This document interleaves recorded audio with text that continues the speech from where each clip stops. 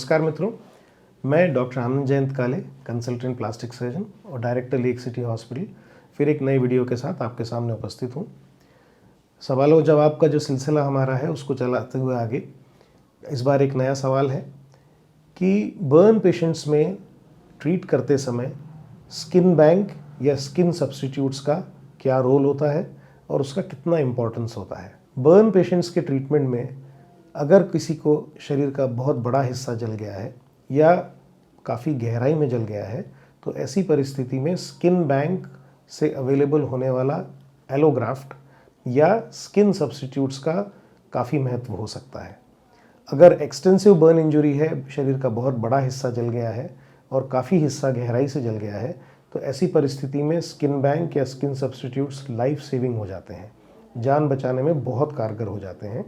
सतही जला हुआ बर्न या सुपरफिशियल बर्न अपने आप भर जाता है, लेकिन डीप बर्न उसको हमको निकालना पड़ता है क्योंकि वो चमड़े का रूप ले चुका होता है और जब हम उस चमड़े को हटाते हैं तो जो नीचे जो घाव बन के आता है वो अपने आप नहीं भरने वाला है क्योंकि चमड़ी वहाँ पूरी मोटाई में निकल चुकी है। तो उस चमड़ी के हिस्से में जो हमने हटा दी है, जो नीचे का घाव है, उसको हमको सब्स्टिट्यूट करना पड़ता है किसी और मटेरियल से। तो स्किन सब्स्टिट्यूट्स ऐसी कंडीशन में बहुत बड़ा रोल अदा करते हैं। स्किन सब्स्टिट्यूट्स में स्किन से मिलते जुलते तत्वों का इस्तेमाल होता है। कुछ स्किन सब्स्टिट्यूट्स 2 लेयर्ड होते हैं जिनमें 2 परतें होती हैं बिल्कुल त्वचा की जैसी। जो बाहर की परत होती है वो इम्परवियस होती है और जो नीचे की परत होती है वो बिल्कुल स्किन से मिलती जुलती होती है। तो ये उसको प्रोटेक्शन देती है, लोकल इन्फेक्शन को होने से रोकती है और फिर जो बाहर की जो लेयर होती है उसको हम समय के साथ निकाल देते हैं और उसको फिर हम बाद में रिप्लेस करते हैं पेशेंट के खुद के स्किन ग्राफ्ट के साथ। तो जो स्किन सब्स्टिट्यूट्स होते हैं 2 किस्म के, सिंगल लेयर और डबल लेयर, दोनों जान बचाने में कारगर हो सकते हैं। जो स्किन सब्स्टिट्यूट सिंगल लेयर्ड होते हैं उनमें हम उस स्किन सब्स्टिट्यूट का इस्तेमाल करके ऊपर से उसी स्टेज में स्किन ग्राफ्ट का प्रोसीजर भी कर सकते हैं। अब स्किन बैंक और स्किन सब्स्टिट्यूट्स में क्या अंतर होता है। स्किन बैंक में हम किसी मृत व्यक्ति की त्वचा को उसके मरने के 6 घंटे के अंदर ले लेते हैं, जिसमें हम दोनों जांघों का इस्तेमाल करते हैं और जैसे स्किन ग्राफ्ट हम किसी नॉर्मल पेशेंट से लेते हैं बिल्कुल उसी प्रकार से हम मृत व्यक्ति के शरीर से दोनों जांघों से वो त्वचा निकाल लेते हैं और उस जगह पे बैंडेज करके और उस जगह को हम क्लोज कर देते हैं।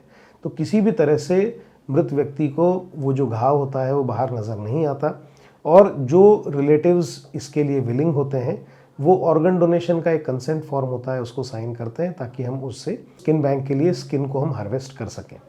ये जो स्किन होती है इसको हम 2 साल के लिए प्रिजर्व कर सकते हैं।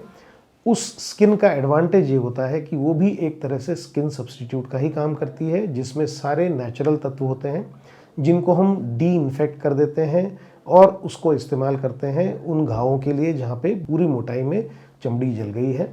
तो जो चमड़ा है उसको हटाने के बाद नीचे का जो घाव बनता है उसके ऊपर हम स्किन सब्स्टिट्यूट्स का इस्तेमाल न करते हुए स्किन एलोग्राफ्ट्स का इस्तेमाल करते हैं, जो हमारे ही जैसे किसी व्यक्ति का दिया हुआ एक दान होता है।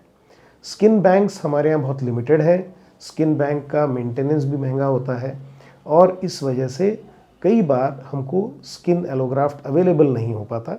स्किन सब्स्टिट्यूट्स भी बहुत महंगे आते हैं, लेकिन अब उनका मिलना आसान हो गया है, पहले बहुत मुश्किल से मिलते थे।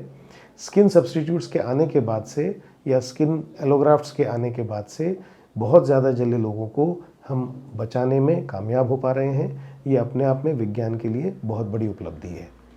तो स्किन सब्स्टिट्यूट्स या स्किन बैंक से अवेलेबल होने वाले स्किन एलोग्राफ्ट्स दोनों जले हुए मरीजों को बचाने में बहुत बड़ी भूमिका अदा कर रहे हैं। ये निर्णय लेना बर्न सर्जन का काम होता है कि वो स्किन बैंक से अवेलेबल एलोग्राफ्ट यूज़ करना चाहता है या वो स्किन सब्स्टिट्यूट यूज़ करना चाहता है या वो किसी और तरीके से उस घाव को कवर करना चाहता है। तीनों तरीक़ों से जले मरीजों को बचाने में काफ़ी मदद मिलती है। इसलिए स्किन बैंक और स्किन सब्स्टिट्यूट्स का कोई कंपैरिजन नहीं हो सकता। ये कंफर्ट जोन की बात होती है और अवेलेबिलिटी की बात होती है। फिर एक नए वीडियो के साथ आपके सामने उपस्थित होऊंगा। नमस्कार।